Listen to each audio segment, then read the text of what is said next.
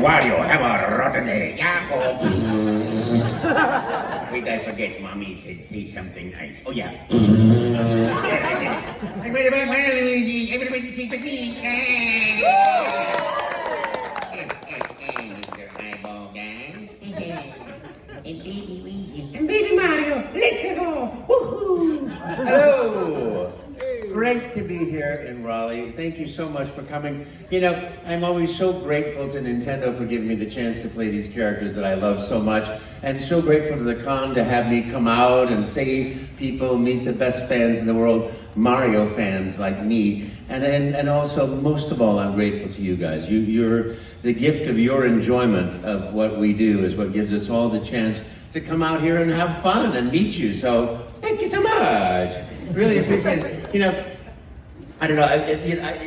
Has everybody here heard my panels before? Well, then I'll tell you. I was born a little child many moons ago. And, you know, I sort of like I was going to be a political scientist or a psychologist, and I went back to UC Berkeley and I couldn't get into the classes I wanted, so I quit. You know, being the brave person I said, if I can't have what I want, I quit. So I quit. You know, and a friend of mine said, well, Charles, why don't you come and take an acting class from me? And I said, Les, there is no way I could ever stand in front of people and talk. It's just impossible. He goes, well, we'll have lunch every day. I can do that. So just like that, he conned me into going into an acting class. And I was, I'm basically a shy and very quiet person and terrified of people. I could disappear in a room of 3 people. And, you know, so I go to this class, and he said, don't worry, you don't have to memorize anything. Well, memorize it, and maybe you'll do it, maybe you won't, you know, which was the hook. And I went, okay. So we had lunch every day, and it was great, and I got talking with the faculty and feeling like a man, and oh yes, as I said to the Duchess just the other day, sit girl, good girl, now, here's the biscuit. You know, so I'm, enjoying this life, and all of a sudden he goes, we're doing the monologue. He goes, well, Charles, come on, you're up. And I was like so petrified. I walked up, I guess, and of course it's like the Spoon River anthology or something. My name is Joe, I died in a terrible fire in the warehouse. So you get up there and do this monologue, and my leg is shaking so much, and I hear this voice inside, put your weight on your left foot. So I do that, and then the right foot's going like this, divide your weight evenly, and bend your knees. So I did that, and I'm sitting there going, and I'm going through this monologue. I don't know what I'm saying. I think that probably they were hearing, and I get to the end, and everyone's like, yay, how come you're the only person that wasn't nervous? I'm like, what? So that gave me the confidence just to go back and try another monologue, and then a couple of scenes, and then the school play came up, Midsummer Night's Dream, and I said, well, I'm the perfect person for that, So I went and I auditioned for Oberon, there lies Titania sometime of the night. And I'm perfect for this. And we watched each other's auditions, 500-seat theater. I'm like, I want. I called Les, I think I got the part. I was really the best. I watched everybody else really good. He goes, don't count your chickens before they hatch. I'm like, no, I think I really got it. Well, just relax and go look at the casting board. Next part, I go to the casting board, oh, look, Oberon, not you. Oh, that must be one of the young lovers, not you. Maybe I didn't get to change the furniture. That's how much I failed. And that is why I'm an actor. I believe in failing and doing it with authority. So I didn't get the part, and that made me just turn on the afterburners, and Berkeley Rep came out to audition after the play had gone on, and I had still memorized the monologue. So I went there as the character of Oberon, and I did my monologue as Oberon against the guys that actually played in the play, and I'm the guy that got the part, and that was the beginning. So please make sure you fail big, fail often, and enjoy it, because life is this incredibly beautiful gift. And I feel like the luckiest guy in the world because I get to do what I absolutely love to do in life, which is do the voices, come out, meet people, travel the world. That's all I do. And it's so great. And so I wish everybody, for you all, to find what you love to do. Love yourself enough to fail. Love yourself enough to pick yourself back up and to treat yourself the way you treat your best friend in the world. Because that's what we all deserve, is this life of joy and happiness. So that's what I want to share with you guys. And so there I am. I did 10 years of theater. went to the Drama Studio of London, come back to America, you know, and my closest friend took his life. And so I moved then out of Berkeley, where I'd gone back to, and we started theater in San Jose, repertory theater, did 10 years of that, and then couldn't stand living in people's basements anymore. So I tried to make in business, failed magnificently doing a leasing company. And this guy calls me up and says, "Hey, you want to audition for a corporate video?"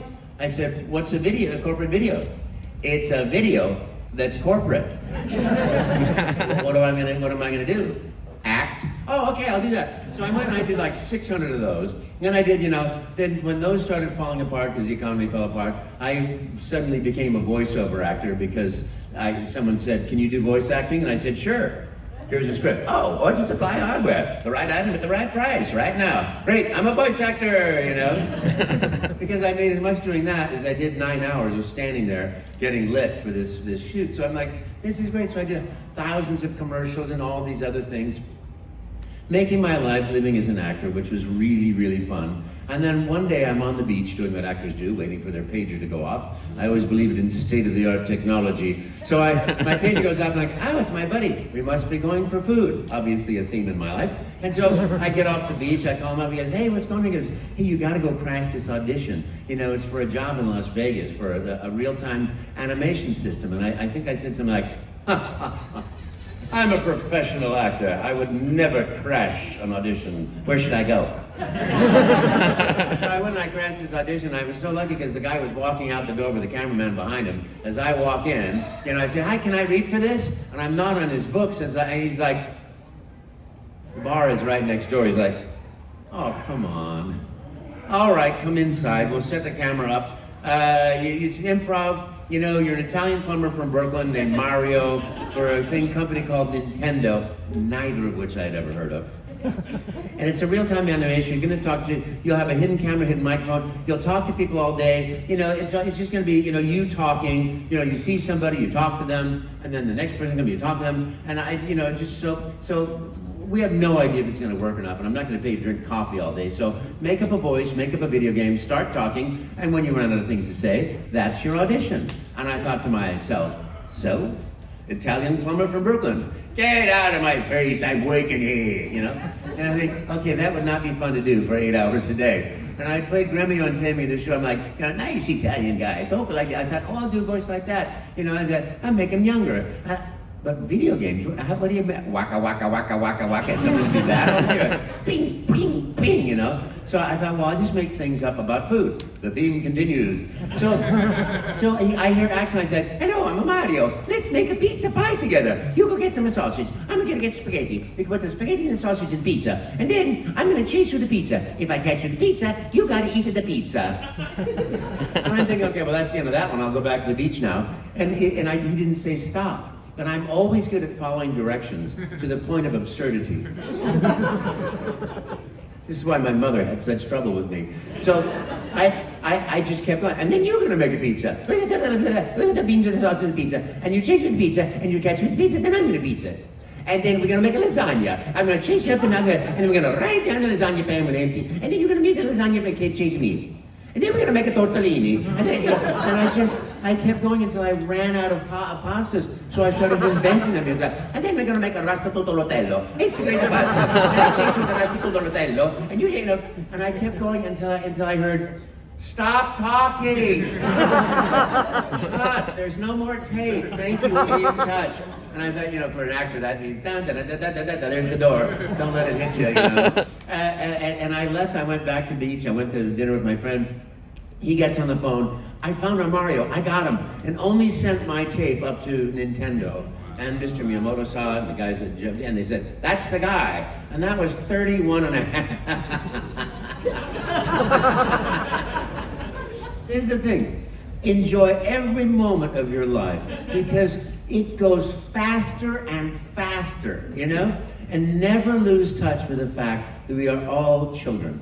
And that's when you're in that innocence, when you're in that chosen place of maintaining your innocence, maintaining your optimism, your joy, your happiness, your fun, and being your own best friend, that's when you manifest. You know, if you take two heart cells and one is beating at one rate and another one's beating at another rate, and you get them together, either one goes up to that one, or that one goes down to that one, or they meet somewhere in the middle. And it's called resonant causation. I know I'm not exactly a scientist, but it's like that with me in life. When you're happy, things come to you, you know? And we all have to get rid of the garbage and sweep all the negative things away from us by going through it honestly and failing and succeeding, but loving ourselves enough to realize that, you know, this is a big gift. We get only so much time to unwrap it.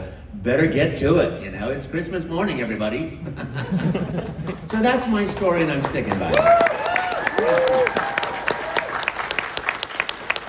And it's so fun to be here, you know, really honestly, I just feel like the luckiest guy in the world. And I want that for everybody, to experience that. You know, so many people say to me, you know, you're the voice of my childhood. You know, I know you've heard it a million times before, but it's the most delicious thing in the world to know that you're part of somebody's life, and in some way you just go about doing what you do, and somehow you touch people's hearts and you bring a smile to them that they remember. That is the most, I can't imagine a better gift for anybody. So thank you, and thank you. And then I'm happy to take questions if you want to ask me questions. Otherwise I'll just drone on for hours. So there's a microphone, I think, right there. I don't see one over there, but I can't see very well to begin with, so come on over, say hi. Hi. Is it on? I have no